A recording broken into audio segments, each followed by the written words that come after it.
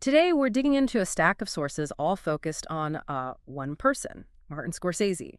Specifically, we're using the new documentary series, Mr. Scorsese, as our guide. And our mission here isn't just, running through his famous movies. No, Yeah. we want to pull out the real nuggets, the key insights about the crises, the moral obsessions, the things that really shaped his work and made him who he is. Exactly. And this series, it really delivers on that. It's got this incredible intimacy. It doesn't shy away from the tough stuff, the near disasters, the high stakes. You really see the connection between Scorsese, the man who's surprisingly open about his own flaws, and the often dark themes in his films. Okay, that sounds fascinating. Let's unpack it. And well, just for the sheer drama of it all, we probably have to start with that moment the documentary talks about, the time he almost died in the late 70s. Yeah, that's right after New York. New York bombed in '77. He pushed himself so hard. I mean, drugs, overwork. His body just gave out. He wound up in the hospital, severe internal bleeding. And he talks about it in the series, just says quite calmly, I was dying. Wow. It's kind of chilling to think we almost lost him then. Like, no Goodfellas, no The Departed, none of it. But then there's this legendary intervention, right, involving Robert De Niro. Right. De Niro shows up at his hospital bedside. But he's not there just for sympathy. He'd been trying to get Scorsese to make this one particular film. Scorsese kept saying no, but seeing him like that, De Niro basically laid it on the line. He said something like, what the hell do you want to do? You want to die like this? Get up, let's make this picture. And that picture was Raising Bull. That picture was Raging Bull. It sounds almost too neat, like something from a movie itself, but it's true. That crisis literally kicked off the creation of, well, an absolute classic. It did. And what's really striking is the contrast the series shows. You have this life or death moment, and then these photos from St. Martin not long after. It's Scorsese, cleaned up, working with De Niro on Paul Schrader's script. Yeah. And they're like holding pina coladas, wearing Hawaiian shirts, goofy hats. Seriously, tourist chic. Totally. It's this image of rebirth, Yeah. from near death to collaborating in the sun. It basically saved his life and his career. That's incredible. And, that intervention, that whole crisis, it points to something deeper, doesn't it? This conflict that seems to run through all his work. It feels rooted in his upbringing. Let's get into his religious background, because that seems key. Oh, absolutely fundamental. The series really emphasizes this. He was this kid in Little Italy, asthmatic, couldn't play sports, spent loads of time looking out the window, watching life, watching movies. And crucially, he actually studied for a bit to become a priest. That intensity, that sort of religious framework, it never really left him. It just got channeled into filmmaking. People talk about this saint-sinner thing with him a lot. Is that just like a convenient label, or does the documentary show it as a real, ongoing struggle for him? I think the series makes a really strong case that it's genuine. His third wife, Isabella Rossellini, she puts it really well. She calls him the saint sinner, saintly, because he's always questioning, good and evil, morality, why people do things, but then also acknowledging that in his personal life, things could get messy.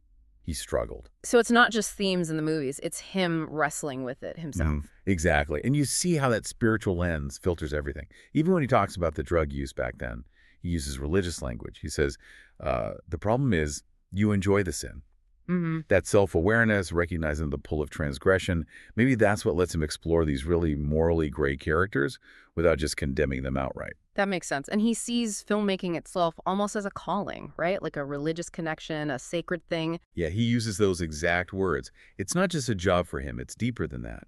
It's tied up with his moral compass, his whole way of seeing the world. And that's why the films feel the way they do, that incredible energy, that style, but always wrestling with the consequences, the darkness, the thrill of bad behavior, all seen through that Catholic guilt filter. Let's connect that childhood experience more directly to his technique. Yeah. You mentioned the asthma, keeping him indoors, watching from the window. Yeah, and that physical reality, being stuck inside, looking down on the street from, say, an upper floor window, Yeah. that directly influenced his visual style. It cultivated that famous preference for high-angle shots you see so often in his work. It's the viewpoint of the observer, maybe slightly detached, looking down on the action. The watcher, not the participant. Documenting it, but with this intense clarity. And the people he was watching, those real characters from Little Italy, they became the blueprint for Mean Streets, didn't they? Oh, yeah. The archives they use in this series are fantastic for showing this. You actually get introduced to the real people who inspired De Niro's character, Johnny Boy. There's his uncle, Joe the Bug, Scorsese, apparently quite a character. And then this other guy, Salvatore Uricola, who went by Sally Gaga. Wait, really? Sally Gaga? That's amazing. isn't it? And there's this great little moment. The filmmaker asks Sally Gaga straight up, "Did you really blow up a mailbox?" And Sally Gaga just grins and says, "Yeah, he did." No way. Yeah.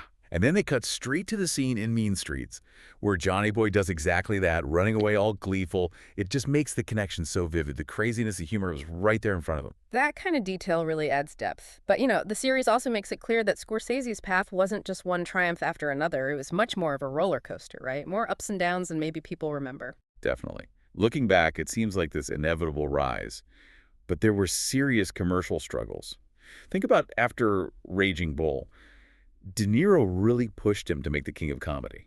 Scorsese wasn't keen, apparently did it partly out of obligation. His heart wasn't fully in it. He even admits in the doc, "I didn't want to be there," sometimes not even getting to the set till the afternoon. Wow, from Scorsese. That's surprising to hear. It really is. And today, we see King of Comedy as this like visionary masterpiece about fame and obsession, way ahead of his time. But back then, box office bomb. A total disaster financially. It set him back quite a bit. And that wasn't the only time, was it? The flocks kind of kept happening, threatening his ability to make films. Yeah, later on in the late 90s, he had two films back-to-back that didn't do well commercially. There was the Dalai Lama film, Kundun, in 97, beautiful but not a hit. And then Bringing Out the Dead in 99 with Nick Cage. Another tough, gritty film, critically respected by some, but again, didn't make money. He actually said his career felt dead again after those. Dead again. Rough. It really was. It actually took the star power of Leonardo DiCaprio, using his clout after Titanic, to finally get Gangs of New York off the ground in 2002. That film sort of resurrected his commercial standing. And it wasn't just commercial flops. There was serious controversy, too. Let's talk about Taxi Driver. That film hit a nerve. Oh, big time. Taxi Driver in 76.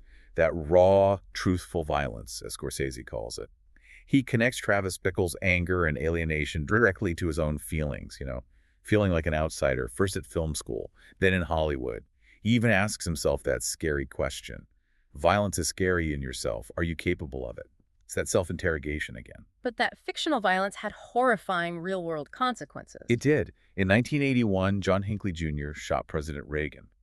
And Hinckley was obsessed with the film, specifically with Jodie Foster's character. Right. That just raises such disturbing questions about art, influence, responsibility. Absolutely. And the documentary conveys the intensity of that period. Rossellini remembers the Oscar ceremony that year was actually postponed by a day because of the shooting. And get this, she says Scorsese wore a bulletproof vest to the actual ceremony because of the threats he was getting. A bulletproof vest to the Oscars. That is staggering. The pressure he must have been under. Unimaginable, right? Just for making a film that reflected something dark about America at the time. Beyond the professional dangers, the series touches on the personal cost too, doesn't it? The toll on his family life. Yeah, it touches on it briefly. He admits he was maybe a distant father to his older kids from earlier marriages. Work clearly consumed him. But it shows he's very close now with his youngest daughter, Francesca. She's the one who famously turned him into a TikTok sensation. Shows a different, gentler side. Right, the TikToks. But the documentary also sheds light on something really difficult during the making of Gangs of New York, which sounds like it was already a hugely stressful production. Yes, this is a really significant piece of context. He talks about having terrible panic attacks during the filming, kind of vaguely attributing it to the stress of the shoot, people being sick. Mm-hmm. But then the documentary very carefully puts it together. They show a photo of his wife, Helen Morris, and then his daughter, Francesca, explains the timing. Helen had been diagnosed with Parkinson's disease before they even started shooting Gangs. Oh, wow. So he wasn't just dealing with, budget overruns and studio fights? No.